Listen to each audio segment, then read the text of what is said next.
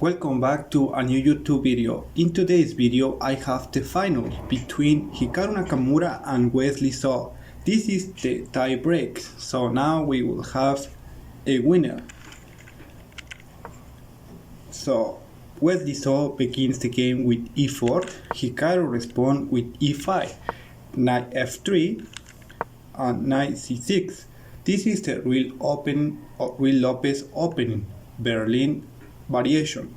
So the question here is, we will have another quick draw. Let's see it. Knight f3, castle, knight takes e4, rook e1. Now we have a slight different variation of this same version. So knight retreats to d6 and knight takes e5. Bishop e7, block move, because now this knight could move to creating a discover to the black king. So bishop retreats f1, knight recaptures on e5 and rook takes e5. Castle for black and pawn d4, supporting the rook on e5, because now this rook is very strong on this square. So knight retreats e8, pawn d5, and bishop c5. Rook come back to e1, and how we can see, we have a weird place of pieces. All the pieces are on the initial square, only this bishop and one pawn, and we have already in the 11th move, so it's very weird. Pawn d6, knight c3, and bishop f5. Bishop d3 confronting both bishops. What will happen when both bishops are confronting themselves? Well, one bishop recaptures the another one, and another piece recaptures the remaining bishop. So knight f6 and pawn f3, creating an escape square for this king. Could be because this rook can play here, and if this rook recaptures, this queen will recapture, take over the position of the rook, and now is green likes to this queen to come to this square, preventing any development of this bishop. So that is the reason.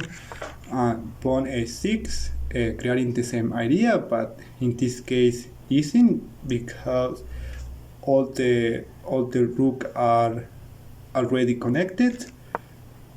Bishop d2, connecting the rooks, and queen d7. Now both players have connected queens and already the same pieces. It seems like an even. This game is even already, although the model is giving white a slight advantage, is not seen conclusive here. So queen f3, bishop d4, and rook d1, centering the rooks. So now rooks e8, rook takes e8. Why this rook takes the rook here? Well, because white doesn't want a draw. This rook can take over this rook, and now there are no another rook to trade, so therefore is not a draw right away.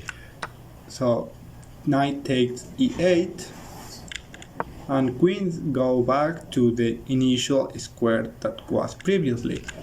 Bishop b6 and rook e1. Now this move is possible because there are no a rook on e8. So knight f6 and knight e4, queen f5, and pawn g4, attacking the queen right away, so the queen has to move to another square, and bishop c3. Both pieces are attacking this knight right away, so now this knight has to move, because it's impossible to defend two pieces at the same time. and why maybe this knight is pacific and don't want a serious problem with this knight. So knight f3, g3, queen takes c3. Now this game will be a game without queens. There are no queens here. g6, king g2, and knight e5. Rook d1 and rook e8. Now it's possible for this rook to sit in this square. Knight e4, king f8. This, according to stockfish, is an accuracy, but it seems reasonable because this knight could jump to f5 to create a four of this king and this rook, but could be a better move for this king. But this knight jumps f6 anyways, attacking the rook, so the rook has to move. Pawn a4, creating a threat to this bishop, because if this pawn, if black allows this pawn to push on square further, this bishop could risk to get trapped. So therefore a5 practically forced, h4, and pawn c6. This is a blunder because this move allows bishop takes e5. Now it's forced, pawn takes e5, and the stronger move, pawn d6. Now if we see the possible escape square for this rook, this is being covered for this knight, also this and this two for this pawn. So the only square free for this rook is e6, and he does, but this allows a fork with this king and this bishop. So now black has to play with down a piece, a full piece, but only one pawn for this pawn. So knight retreats, c4, rook d4, f3, both players consolidating their position. b3. Now finally white has consolidated position. There are no risks for white. b5, attacking the knight, b5, pawn takes b5, and knight takes e5. Now we can see white is up 3 points, which is equals to 1 piece. So now black has nothing for the piece, only is down a full piece. Pawn f5, a pair of trades. Now is very good to trade pieces for white. Why not? King g3, protecting the pawn, and rook d6. It seems like this knight is trapped. This knight for the moment doesn't have any square to retreat, but plain simple, before protecting the knight, and this rook doesn't have anything to do with this knight.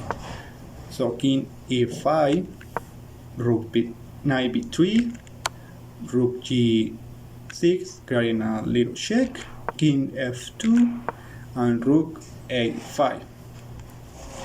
Now if white allows this rook to infiltrate into enemy camp, could be some problem. So therefore knight retreats to e5, avoiding two of that kind of moves. So rook d6, king e3, rook d4, and knight c6, and finally the rook with all maneuvers recapture a pawn, but this allows white to push the pawn and practically deleting the fortress for the black king.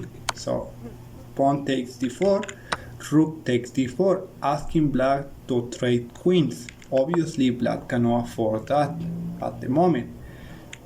because if both rocks disappear, it will be so easy for white to win this. Rook d5, creating a fork on this king and both pawns. King g6. Now it's impossible to protect the pawn on b5, so now black pushed the one of the remaining points.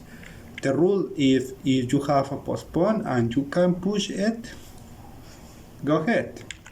And knight e5, king g7, king f4, and rook g1.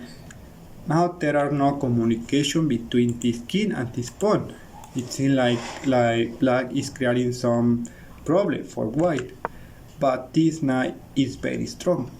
Now at some point this knight can sacrifice itself for this pawn, but right now it's not necessary. So pawn push and rook g5, creating a check. So now it's important where this black king retreats, because could be a nasty discover and this rook will take this rook on g1. So king retreats and rook h5. So at this point there are no possibilities for black to become this pawn and a queen. King retreats g7, b5, and rook retreats on b1 to try to stop this pawn. Check and king a7. Now knight f6, creating another check.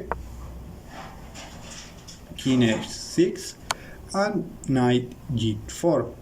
That practically was a teko-teko. There are no improvement in the position right now. King go again on a7 and king g3. Now this pawn cannot move and all the remaining pieces can start an attack.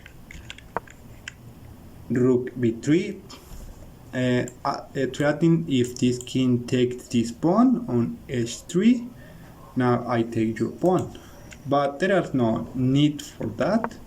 Therefore rook g5, taking the pawn and protecting the pawn on f3, and king g6, rook f6. Now this allows this pawn to push and square more and creating some kind of progress in the white position. So king g5 and black resigned. So with that, Wesley is the winner of the FIDE Grand Prix Leg 3. And congrats to him. And it's all for today. Thank you so much for listening me and see you the next video. Bye.